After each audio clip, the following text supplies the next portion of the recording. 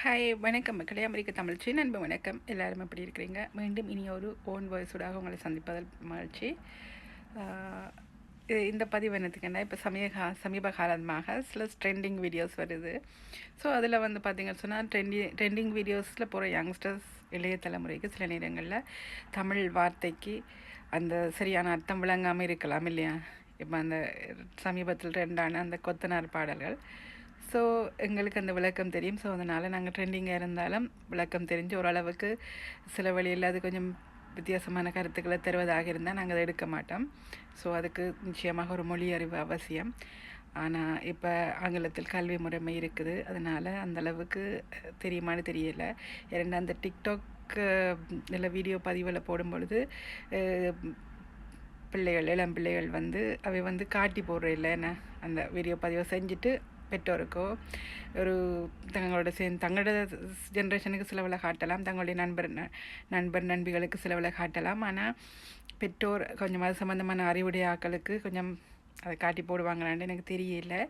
ஆனால் இதில் என்ன சொல்ல வரணுண்டா, ஸோ அது நிச்சயமாக தெரிஞ்சால் நிச்சயமாக எந்த பொம்பளை பிள்ளையும் செய்யாதுன்னு நான் நினைக்கிறேன். நிச்சயமாக நல்ல பழக்க வழக்கமுள்ள பிள்ளைகள் செய்வதற்கு வாய்ப்பு குறைவு இருந்தாலும் அது கொஞ்சம் மற்றது அதையும் தாண்டி ஒரு சில ட்ரெண்டுக்காக சில விஷயங்கள் இருக்கும்.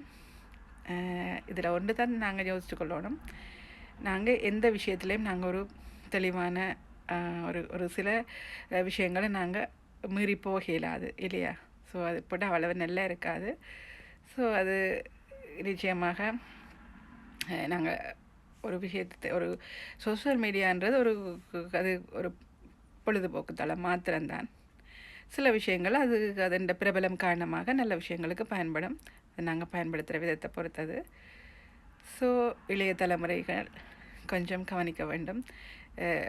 இதில் இளைய தலைமுறையை மட்டும் சொல்ல முடியாது, இதுக்கு வயது வித்தியாசம் இல்லாமல் பலர் அதை பயன்படுத்துவோர் விதத்தில் இருக்குது.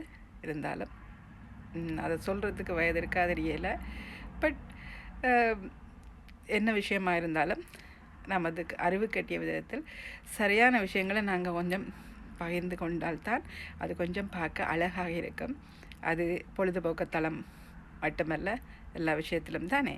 ஸோ அதனால் நாங்கள் ஒரு ட்ரெண்டிங் சாங்காக இருந்தால் கூட காதல் சரியான அந்த சொற்களுக்கு அர்த்தம் தெரிஞ்ச சாங்காக இருந்தால் பரவாயில்ல. இல்லைன்னா சிலர் மியூசிக்காக வண்டி போயிருப்போம், இசைக்காக வண்டி சில வேலை போட்டிருப்பாங்க. பட் அதை எல்லா பொருளும் தெரிந்தவைக்கு கொஞ்சம் சரியில்லாமல் இருக்கும். பட் இளைய தலைமுறையினரும் கொஞ்சம் தெரியாட்டியும் அந்த ஒரு ட்ரெண்டிங் சாங்காக இருந்தால் கொஞ்சம் தமிழுக்கு அர்த்தம் தெரியாட்டியும் நீங்கள் கூகுள் ட்ரான்ஸ்லேட் பண்ணியிருந்தாலும் பார்த்துட்டு போடுங்க. ஓகே, நன்றி.